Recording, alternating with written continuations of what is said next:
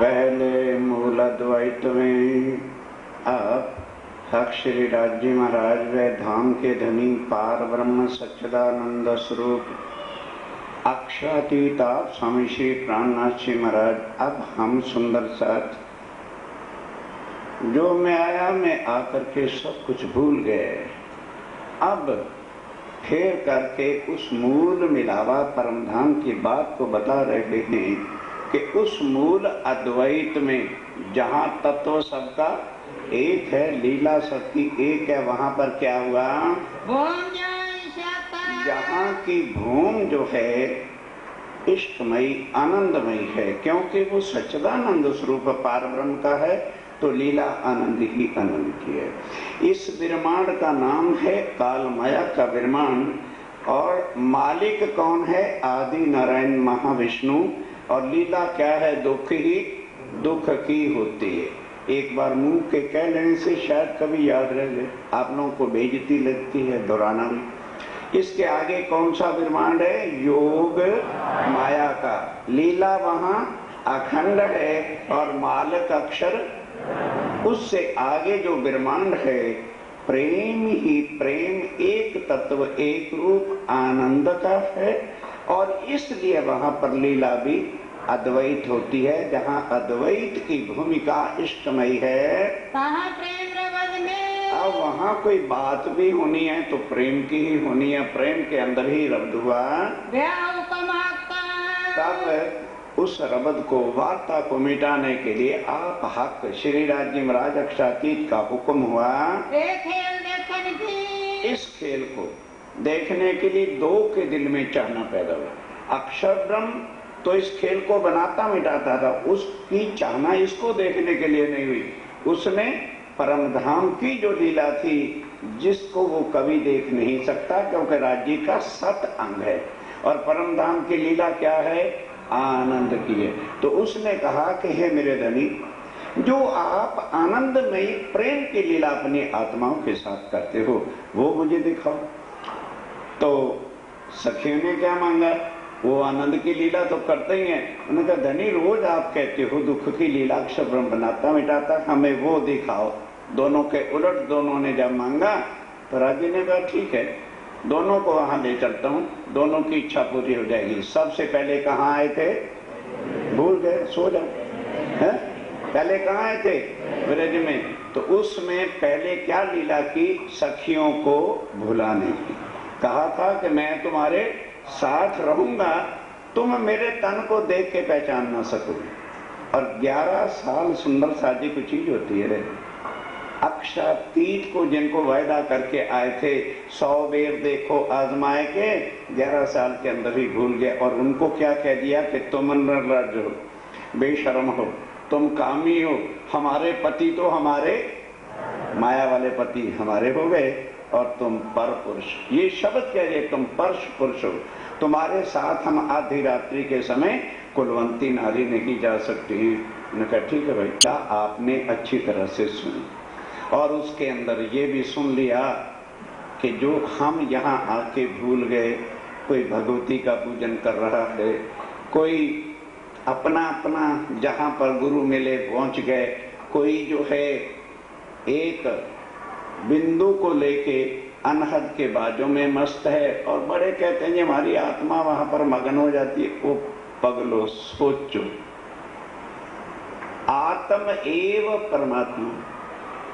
तो आत्मा अनहद बाजों की आवाजें सुनकर के मगन हो जाएगी। वो जीव मगन होता है, क्योंकि जीव की उत्पत्ति निराकार से है। जब वो उन्हीं ध्वनियों को सुनता है तो उसी को परमात्मा का रूप समझ बैठा है, जो बिल्कुल महाप्रलय में नाश।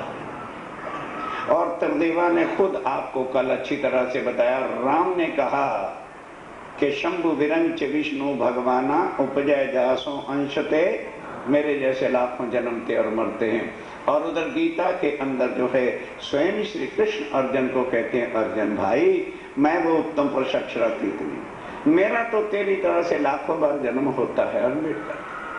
अब किसको स्मरण करते बैठते हो? करो, मना नहीं। और उधर शंभु शंकर भगवान भी जन्मते मरते।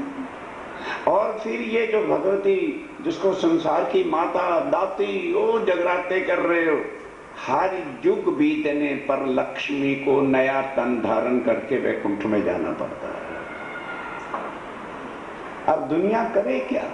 क्योंकि दुनिया को संसार चाहिए, माया चाहिए, बच्चे चाहिए, कलक्टर चाहिए, शरीर की शाने चाहिए, धन चाहिए, बस और कुछ नहीं। और इसको भोगने के बाद आवागमन का चक्कर। पर दुनिया करते भी क्या? इससे आगे का कोई रास्ता बताने वाला था ही नहीं, तो दुनिया कर दी। इसलिए उन्होंने इन्हीं को ही परमात्मा मान करके आज दिन तक रखा। अब सतयुग में ये बातें कहलवा दी गई थी, वो दुनिया वालों, वो जो एक ब्रह्म है, जो एक परमात्मा है, वो कलयुग में आएगा। क्यों आएगा? क्योंकि उनकी आत्माएं उनके साथ माया में कूदी। अब वो एक लीला तो होगी। अब इस चीज को यदि हम याद रखेंगे तो नाम के चक्कर में कभी भी पड़ेंगे नहीं कि पार ब्रह्म वो है जो नाम तत्व गुण और खट प्रमाण से रहित है।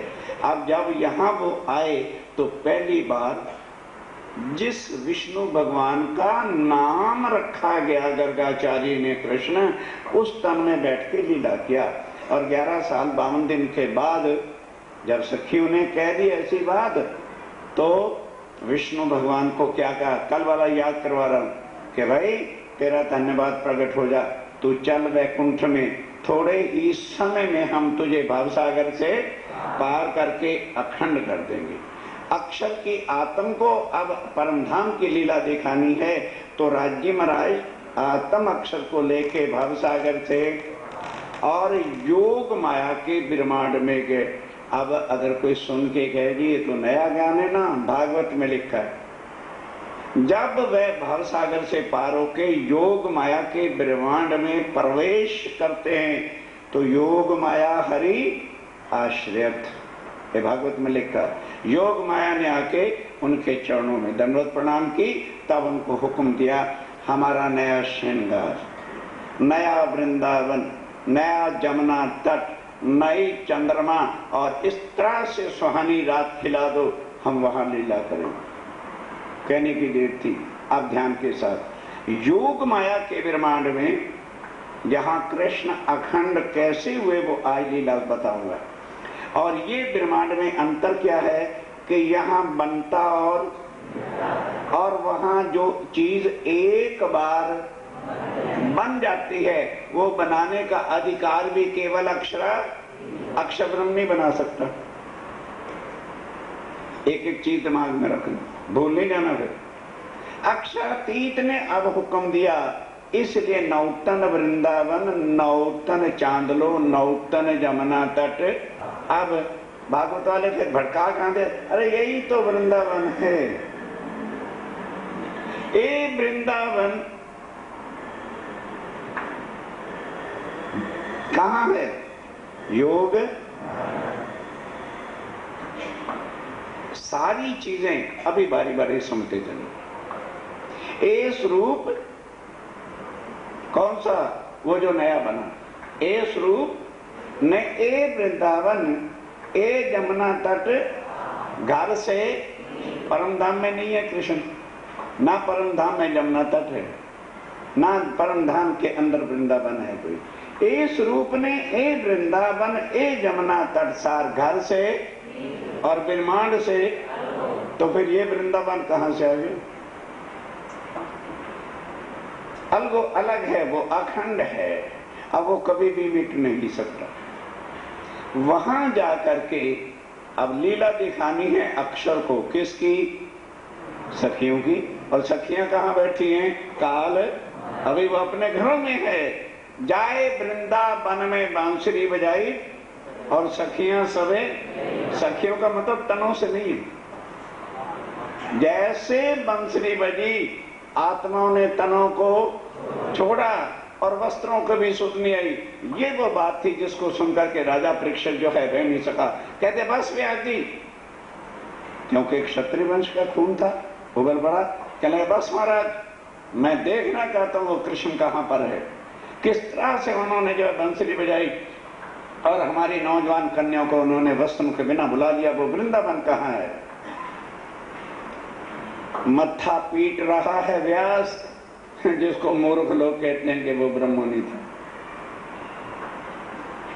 कहते हो राजा तेरी फूटे किस्मत, मेरा भी बेड़ा गर्क कर दिया तू राजा, मैं योगी भया और कहने वाला। तो कौन कह रहा था? व्यास ने लिखी है भागवत। अगर व्यास ने लिखी थी, आगे जवाब क्यों नहीं दिया व्यास जी ने? वो कहता है जो कहने वाला था, जिस पारब्रह्म का हुक्म मेरे से कहलवा रहा था, तूने चर्चा के अंदर टोक दिया वो जोश कर। रो रो के राजा तड़पता है, रो रो के व्यास तड़पता है। फिर नहीं कहोगे जी क्यों? क्योंकि वो लीला जाहिर आपको होनी थी तो पहले कैसे हो जाती? अब किसी को क्या पता क्यों नहीं उस समय जाहिर जी ने ब्रेक लगा दी। नहीं, अगर व्यास जाहिर कर देगा तो ब्रह्म सृष्टि की महत्व क्या रह जाएगा। इस वास्ते अब जाहिर कौन कर रहा है? स्वयं। हाँ, किसी व्यक्ति पर न दे स्वयं। अब इस ब्रह्मांड में अभी आ जाते हैं, चिंता मत करो। अब वहां रात थोड़ा बताया था, जैसे आत्माएं पहुंची, अब किशोर स्वरूप, ब्रिज में कौन स्वरूप था? बाल स्वरूप। और कभी मोर मुकुट नहीं था, कभी तेज वाला स्वरूप नहीं था। अब वो नया स्वरूप राज्य महाराज का नौतन स्वरूप, तेज, आनंदमयी, आकर्षणमयी आत्माएं तड़प उठी के कब श्री राज्य कृष्ण कन्हैया से चिपट जाए। पर आज्ञा कहां? भी वो कौल माया के बॉर्डर पर है, बीच में जो है बॉर्डर है, आज्ञा के बिना आ नहीं सकती। तब बड़े प्यार से कहा, अरे गोपियों, ब्रिज गोकुल में खैरियत तो है? सारे की सारे तुम एकदम है। आधी रात्रि के समय कुलवंती नारी आधी रात्रि के समय कभी भी पर पुरुष के पास है? ना ना ना ना, तुम वापस चलो। तुम्हारे पति तुम्हारी राह देखते होंगे, तुम्हारे बच्चे तुम्हारी राह देखते होंगे।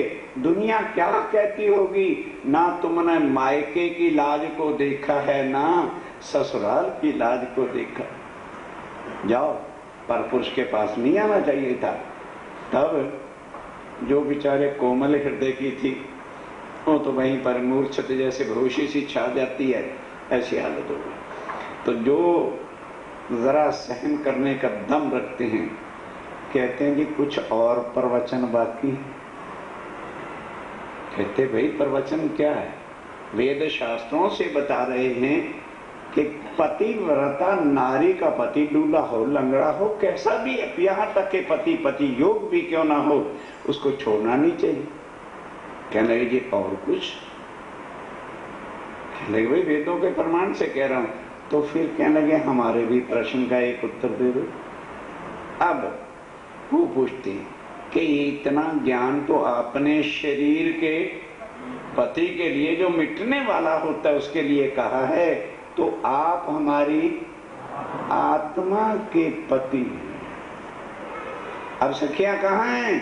काल माया से बाहर हैं। तब ये अकल आ गई कि ये हमारी आत्मा के पति हैं।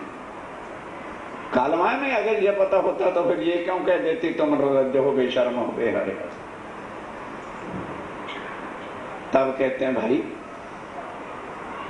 और क्या कहा? आप में तो कोई अवगुण नहीं, आप तो सर्वगुण निधान सर्वशक्ति संपन्न है। आपको आत्मा के धनी अखंड हो तो छोड़ के कहां जाए? हंस पड़े, कहने लगे मैं तो आपकी राह देख रहा था, जल्दी से आ जाओ। जब जवाब कुछ नहीं तो और क्या करें? तब योग माया को आर्डर दिया। योग माया ने देह धरी अने श्यामा जी थया तैयार, तत्खिन तेरे ठामे मारे साथ हो। सब सुंदर साथ को भी नया श्रृंगार, परम धाम जैसा, परम धाम वाला नहीं, वो नूरमय है। और ये योग माया के तन समय रखना अंतर कर समझाई। तो अब वहां वृंदावन में ले गए, जाके लीला में मगन हो गई गोपियां भी, परम धाम की आत्माएं भी, और अक्षर ब्रह्म की आत्म राज्य के अंदर बैठी है। अब उन्होंने, अक्षर ब्रह्म ने क्या समझा कि मैं परम धाम के अंदर ही लीला देख रहा हूं, और सखियों ने क्या समझा कि हम परम धाम में राज्य के साथ ही लीला कर रहे हैं। अब राज्य ने देखा भी ये तो सारा खेल गड़बड़ हो गया, मिसअंडरस्टैंडिंग, भूल के अंदर सारे पड़ गए। तब राज्य कहाँ है? परम। तब आवेश लियो खींच, अपनी शक्ति खींच। अब कौन चौंका? ओ अक्षर। तब चित्त चौंक भाई, अक्षर। अक्षर एकदम चौंका, क्योंकि शक्ति लीला काम कर रही थी, तन नहीं कर रहा था। हम तनों के पीछे भागते। महाराज श्री गादीपति श्री आ गए। हमेशा कहता हूं, तनों के पीछे जाओगे नरकों में चले जाओगे। पहचानो किसको? प्राण हमारे धनी को। इसलिए निजानंद संप्रदाय में गुरु पद्धति को कोई स्थान ही नहीं। गुरु धारण करते हो तो तुम नरकों के जिम्मेवार हो। इसलिए स्वामी जी ने भी स्पष्ट कह दिया इंद्रावती के आत्मे के सतगुरु मेरे। क्यों? शरीर हटने के बाद किसका सीधा डायरेक्ट आसरा लेते रहो? श्याम का, राज्य महाराज का, छुट्टी। कोई गुरु फिर धारण करने की जरूरत नहीं, रोज गुरु धारण करते रहे। कौन इन बंधनों से छुड़ाएगा?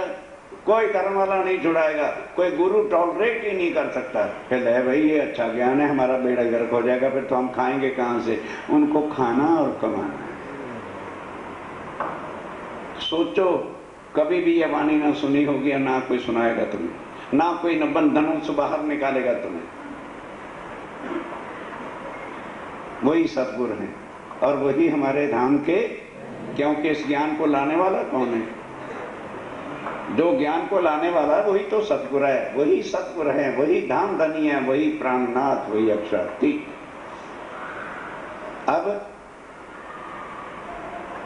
दोनों को सुधा गई। अक्षर ब्रह्मचाओं को उठा क्या कहता है? अरे मैं कौन? क्योंकि रास का श्रृंगार क्या था? सूथनी पहनी थी राज्य में रहने, और पटोली पहनी थी, यहां तक कमर में पटका था, और बालों में चोटी। अब ये क्या सोचा, किशोर शुरू बना दिया, गाय को खड़ा कर दिया, चाट रही है, और हमारे कृष्ण कन्हैया लाल बन गए। और पहनाते गए धोती। रास में धोती पहनी कभी नहीं। चोटी गूंथी हुई है, क्योंकि घुंघराले बाल थे ना यहाँ तक। तो अब रास रामते करनी तो कहीं अड़े नहीं, मुंह के सामने ना आ जाए, तो उसकी चोटी बिल्कुल जैसे बहने प्रांदी करती हैं, बरांदी है, 3 फुमक भी है प्रांदी की। पढ़ो रास के ग्रंथ को, श्रृंगार पढ़ो। किसका श्रृंगार है? कृष्ण का नहीं, राज्य का श्रृंगार है। तब होश आया कि ओहो, रास करने वाला कौन था। अब राज्य की शक्ति गई वापस।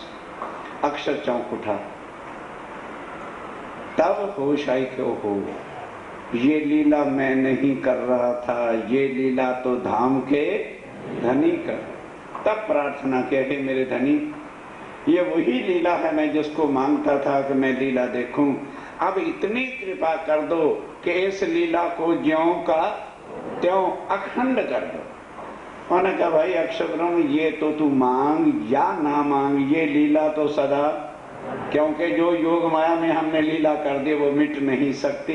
ये तन जो है ये अखंड ही रहेगा, और जो आत्माओं के तन है वो भी सदा अखंड रहेंगे। जब तू चाहेगा ये लीला होती रहा करेगी, तू देखते रहना।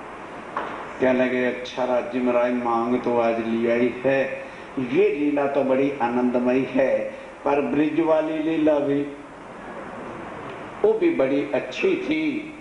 वो भी, क्योंकि आप जमुना तट जाते थे, बंसरी बजाते थे, बड़ा आनंद वाली लीला होती थी, बाल गोपालों की लीला होती थी, वो भी अखंड कर दो। कहने लगे, अब सुन ले, जीवों को अखंड तू कर सकता है।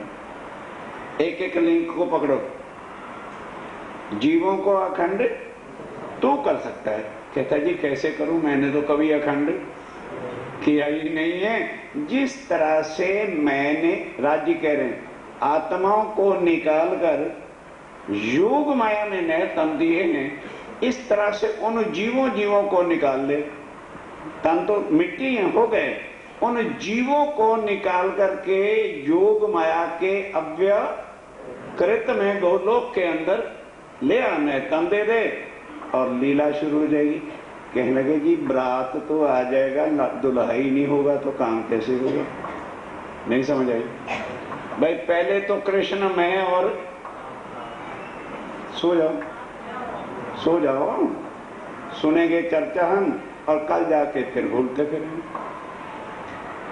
अक्षर कह रहा है पहले कृष्ण तो मैं और आप बने हुए थे, अब कृष्ण कौन बनेगा?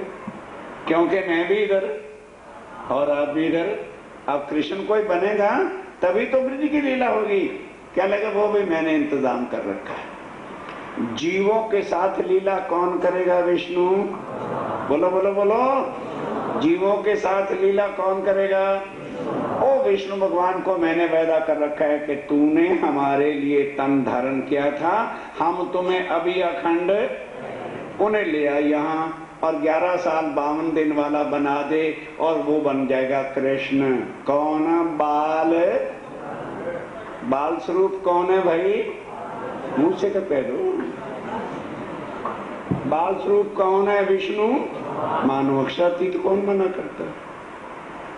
उसकी हम लीला सुनने जाते हैं।